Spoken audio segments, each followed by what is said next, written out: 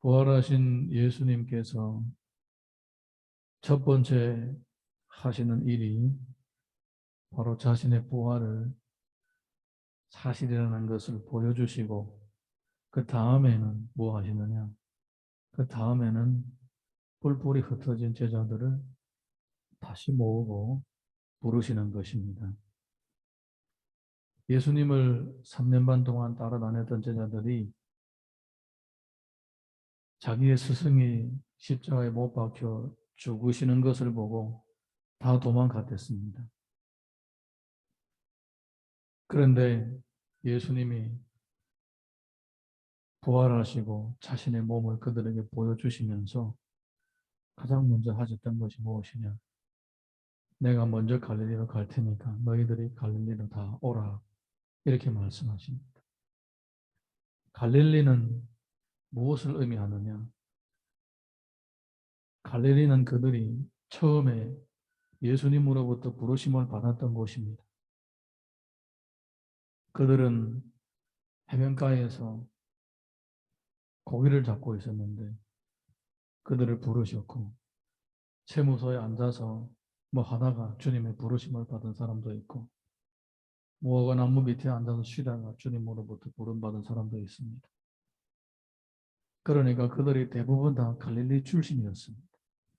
그곳이 그들의 고향이고 그들이 살았던 지역이고, 또 그들은 거기에서 예수님으로부터 부르심을 받은 거예요.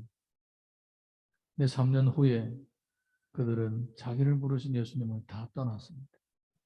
그러니까 갈릴리로 다시 돌아간다는 것은 무엇을 의미하는가? 원점으로 시작한다는 것을 의미하는 것입니다. 다시 한번 새롭게 시작한다는 것을 의미하는 것입니다. 처음에 그들이 예수님을 따를 때는 육신으로 오신 예수님을 보고 그냥 이 나라의 왕이 될 것이다, 이렇게 생각하고 단순한 어떤 육신의 욕구를 위하여 예수님을 따랐던 겁니다. 옛날에 다윗이 병든 자, 뭐 소외된 자, 또 뭐 원통한 자, 이런 사람들을 데리고 다니다가 나중에 그 사람들이 나라를 세웠어요. 자기들도 그렇게 될 것이라고 생각했던 것입니다. 그런데 예수님은 무력으로 하나님의 나라를 이루는 것이 아니었습니다. 칼로 싸워서 나라를 빼앗는 것이 아니었습니다. 예수님은 자신을 제물로 바치려고 이 땅에 오신 것입니다. 그러니까 반드시 죽으셔야 되는 거예요. 이 구속의 역사를 모르는 제자들은 그냥 일시적인 흥분과 약간의 착각으로 주님을 따랐던 거예요. 그런데 이번에 주님이 부활하신 다음에 그들을 부르시는 것은 첫 번째 부르신 것은 다른 거예요. 질적으로 다른 거예요. 지금 예수님이 그들을 부르시겠다는 것은 예수님의 죽으심과 부활하심을 다 체험하고 난 후에 구속사의 그 진리를 몸으로 체험한 다음에 다시 그들을 일꾼으로 부르시겠다는 거예요. 이것은 근본적인 차이입니다. 자, 우리 오늘 본문의 말씀 28장 1절에서 4절 먼저 읽겠습니다. 다 같이 읽습니다. 시작. 안식일이 다 지나고 안식 후 첫날이 되려는 새벽에 막달라 마리아와 다른 마리아가 무덤을 보려고 가더니 큰 지진이 나며 주의 천사가 하늘로부터 내려와 돌을 굴려내고 그 위에 앉았는데 그 형상이 번개같고 그 옷은 눈같이 희건을 지키던 자들이 그를 무서워하여 떨며 죽은 사람과 같이 되었더라. 이 유대인들이 제자들이 와서 이 예수님의 시체를 훔쳐갈까 봐 병사들을 시켜서 무덤을 지키게 하고 무덤에다가 임봉을 했습니다. 그런데 아무도 그 무덤을 열지 않았는데 천사가 와서 열었습니다. 사람의 법은 사람을 제재를 할 수는 있으나 영적인 세계의 천사들을 제재할 수는 없습니다. 천사들이 오는데 누가 감히 말리겠습니까? 천사는 그들이 권세가 미치지 못하는 영역입니다. 천사들은 하나님의 심부름꾼들입니다. 천사들이 와 열어버립니다. 사람이 못하도록 자기들은 막았는데 하나님은 사람을 통하여 역사하시는 것이 아니라 이때는 직접 천사를 통하여 역사하신 것입니다. 그러니까 인간들은 하나님의 일을 못 막는다니까요. 네, 죽어다 깨어나도 하나님의 일을 못 막습니다. 아무도 그 일을 못하도 아무도 그 일을 할 수 없어도 하나님은 하시는 것입니다. 천사를 보내셔서 돌을 굴러내고 그냥 거기 앉아 계신 거예요. 예수님은 그때 이미 부활하셨습니다. 부활하시고 다른 데 가셨습니다. 여자들은 예수님이 무덤에 계시겠지라고 무덤에 찾아갔습니다. 찾아가 보니까 돌이 굴려져 있고 무덤은 비어 있고 천사가 덜렁 여기 앉아 있는 거예요. 네. 너무너무 놀란 거예요. 너무너무 놀란 거예요. 천사가 그런데 아주 중요한 얘기를 합니다. 두 가지를 얘기합니다. 5절에서 7절 읽어보겠습니다. 5절에서 7절 다 같이 시작. 천사가 여자들에게 말하여 이르되 너희는 무서워하지 말라. 십자가에 못 박히신 예수를 너희가 찾는 줄을 내가 아노라. 그가 여기 계시지 않고 그가 말씀하시는 대로 살아나셨느니라. 와서 그가 누우셨던 곳을 보라. 또 빨리 가서 그의 제자들에게 이르되 그가 죽은 자 가운데서 살아나셨고 너희보다 먼저 갈릴리로 가시나니 거기서 너희가 배우리라 하라. 보라 내가 너희에게 일렀느니라 하거늘. 아멘. 천사가 얘기합니다. 무서워하지 말라. 예수님은 부활하셨다. 그리고 나서 하시는 말씀은 제자들에게 알려주고 갈릴리에 가라고 일러주라는 것입니다. 제자들은 예수님을 버리고 나서 얼마나 미안하겠습니까? 얼마나 힘들었겠습니까? 야, 우리가 이렇게 3년 반이나 쫓아다녔는데 결국은 이렇게 주님을 배반하고 다 도망갔구나. 미안하고 좌절감과 패배감 가운데 빠져 있는 것입니다. 그런데 이때에 예수님은 천사를 통해서 또 여인들을 통해서 갈릴리에 다시 오라고 하시는 것입니다. 8절에서 10절 이어서 읽어보겠습니다. 시작. 그 여자들이 무서움과 큰 기쁨으로 빨리 무덤을 떠나 제자들에게 알리려고 다름질할세 예수께서 그들을 만나 이르시되 평안하냐 하시거늘 여자들이 나아가 그 발을 붙잡고 경배하니 예수께서 이르시되 무서워하지 말라 가서 내 형제들에게 갈릴리로 가라 하라 거기서 나를 보리라 하시니라. 아멘. 부활의 생명을 체험한 사람하고 부활의 생명을 체험하지 못한 사람하고는 본질적인 차이가 있습니다. 부활의 생명을 체험하지 않는 사람은 신앙생활을 하면 육신적인 방식으로 신앙생활을 하게 되어 있습니다.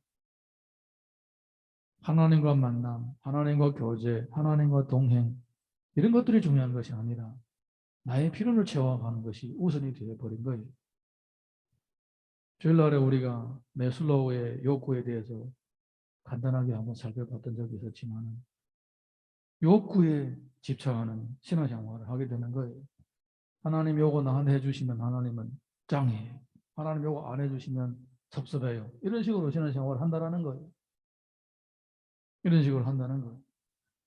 이미 많은 것을 받은 것을 모르고 끊임없이 평창에 가는 자기 욕구만 채우려고 계속 애를 쓰는 거예요. 이게 부활의 신앙을 부활을 체험하지 못한 신앙의 모습인 거예요. 자기 중심, 욕구 중심으로 살아가는 거예요. 주님 안에는 모든 것이 있습니다. 너희는 먼저 그의 나라와 그의 의를 구하라. 그리하면 이 모든 것을 너에게 더하시리라. 이렇게 말씀하신 분이 예수님이십니다. 그러니까 주님을 믿고 주님을 따르는 것이 그 안에 참 행복이 있는 거예요. 거기 안에 나의 필요한 것들이 자연스럽게 다 따라서 채워지는 거예요. 주님의 방법으로 다 갖춰지게 되는 것입니다. 그 이 사람들이 어떤 정치적인 야망, 자신의 욕구 이런 것들을 추구하다 보니까 결국은 광건적인 순간에 주님을 버리고 다 도망가는 거예요. 부활의 생명을 체험하지 못한 신앙은 죽음 앞에서 무릎을 꿇게 되어 있습니다.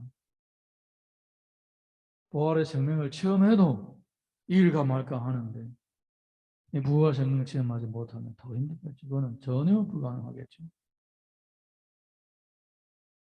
그래서 이제는 예수님은 더 이상 이들을 육신의 사람으로 대하지 않고 이제는 부활의 생명을 체험한 사람으로 대해주고 그들이 감당할 수 있는 그러한 은혜를 주시는 것입니다. 처음에 갈릴리 바다에서 그들을 부르실 때는 이거는 뭐라고 할까? 아직까지 믿음의 촉이 담긴 거예요, 사실.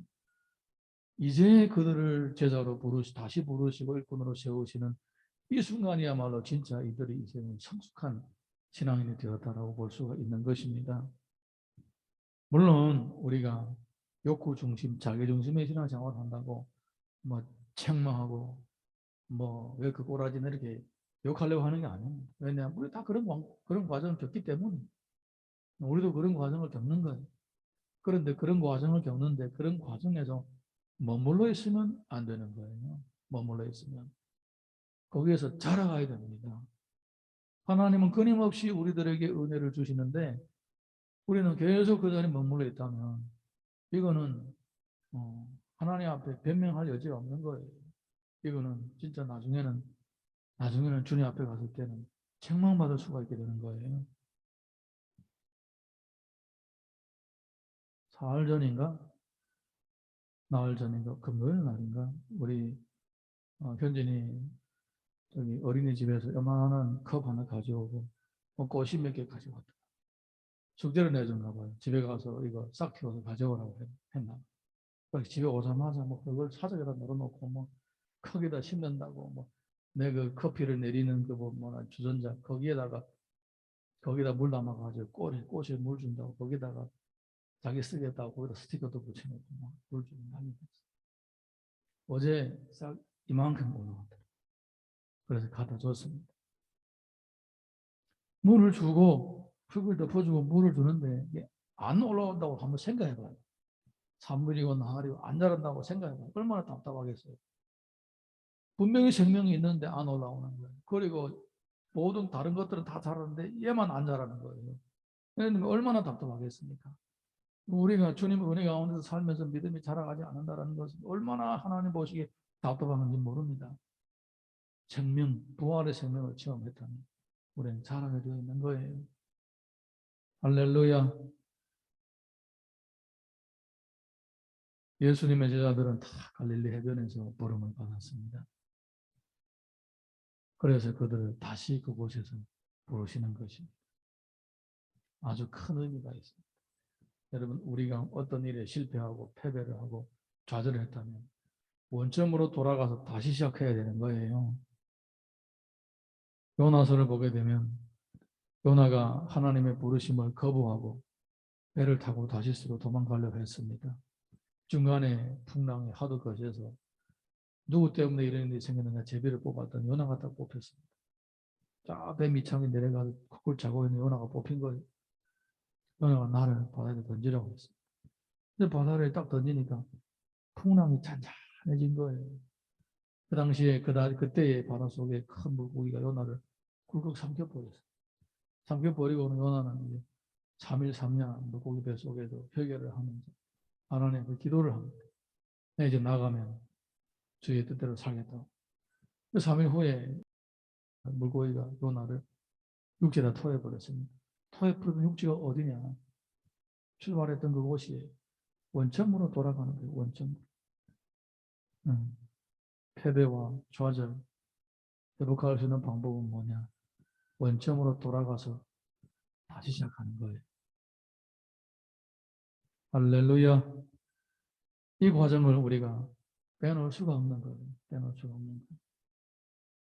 계시록 2장 5절 보게 되면 이런 말씀이 있습니다. 그러므로 어디서 떨어졌는지를 생각하고 회개하여 처음의 일을 가지라. 만일 그러하지 아니하면 회개하지 아니하면 내가 내게 가서 내 초대를 그 자리에서 옮기리라. 어디서 떨어졌는지 생각하고 어디서부터 문제가 생겼는지 생각하고 거기로 다시 돌아가라. 거기서부터 다시 시작해라. 이렇게 말씀하시는 거예요. 그래서 주님이 이제는 너희들은 부활의 생명을 체험한 새로운 사람이 되었으니까 이제는 원점으로 돌아가서 이제는 실패하지 말고 반드시 주의 나라를 이루라라는 그런 의미가 담겨 있는 거예요. 우리 안에는 패배한 후에 더 큰 힘을 얻고 더 큰 은혜를 입고 성취할 수 있는 그러한 부활의 생명이 있는 사람들입니다. 이 사실을 반드시 명심하시기 바랍니다.